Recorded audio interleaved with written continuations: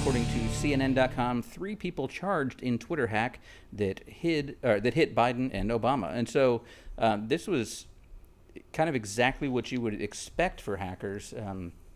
The kids in their parents' basements, basically. So there was a 17-year-old who's considered the mastermind of it, a 19-year-old and a 22-year-old. Now, the interesting part to me was that the 22-year-old was in Orlando, Florida, just a few hours down the road. But the 17-year-old mastermind, Hillsborough County, like an hour and 15 minutes from here. Yeah, that's the Tampa area for those who don't know. So these are from our backyard that this amazing hack has occurred. It's a weird sequel to Boss Baby. And the third guy is over in the UK, right? The 19-year-old? Yep. Okay. Now, for the 17-year-old, Florida has a lot of really interesting laws that make it super easy for him to be tried as an adult. So that's pretty much a guarantee, and that's why his name is out there. I was going to say, they've already named him in the article, which surprised me. Yeah, normally they don't, but he's going to be tried as an adult. It did all start as basically a social engineering attack. We talked about that, but more details have come out over the last week, and it's super interesting. I think the article we're looking at is on CNN. Yeah. But The Verge had a good write-up of how the law was able to put together the pieces to figure this out, going all the way back to the beginning, from when some guy jumped into a Discord room and said, hey, I work for Twitter. Would you like to compromise an account? I can help, right? And then started selling these accounts. And it turned out that there were 2 or 3 different, we'll say, people functioning on Discord, and most of them turned out to be the same person. And they were able to track various Bitcoin payments going back years and years to payments all the way back in like 2013 to tie an email address to a Bitcoin wallet to then be able to figure out who these actual people were. And they took them down pretty quick. Just in a matter of 4 or 5 days, they were able to track these guys down and build a really, really strong case against them. And to be clear, no one actually worked for Twitter, right? No, okay. Absolutely not. Now, at Twitter, there were new things have come out there, which is like there's this administrative tool that a Twitter tech engineer can use to be able to change accounts, access account data, reset passwords. Really powerful tool, right? So as a guess, how many Twitter employees do you think would have access to a tool that powerful? All of them. Yeah.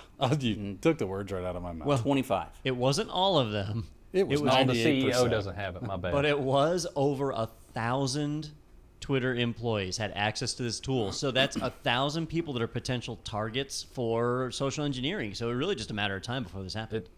Do you think they all need that?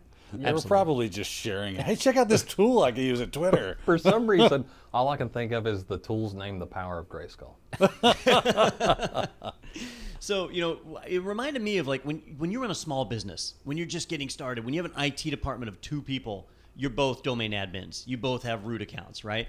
And then as you start to grow, you have 3 or 4 people in your IT department. Maybe you are all still admins. But eventually there comes a point where you've got 10, 15, 20 people in your IT department where you say, you know what? Time for some separation of duties. This is privileged access, right? This is what we talked about with Thycotic and Joe Carson. Yeah, yeah. I don't think it's at 1,000 though, Don. I think it's like 5,000 before you start separating. Part. How do you get that big that you have over 1,000 people that have access to this tool? It's ridiculous. So it's really gross negligence. Because they got what's his name from Spaceballs running the joint, going, what access code is? Radar's jam. Yeah. We ain't found shit. How many employees does Twitter have? At least 1,000. Well, that would just be the techs, right? I mean, that might include some developers. I don't know. But there's a developer going, man, watch this. Change this password. Who is that? It's the CEO. You're getting fired in 2 days anyway. So, it doesn't seem to say. Oh, employees, 4,600. So 25% of the company had access to this tool. See, they didn't quite hit that cap of 5,000 yet. Yeah, that's what it is. They hit $5,000 yet, and they're like, "Listen, we can't take away tool access yet."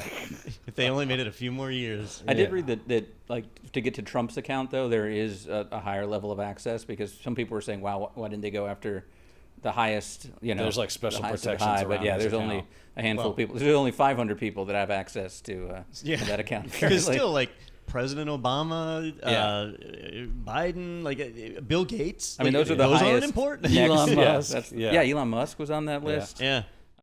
If you enjoyed that segment, be sure to check out our entire podcast available in the playlist right here. And you can always subscribe to stay up to date with the latest tech news and other happenings in the IT world.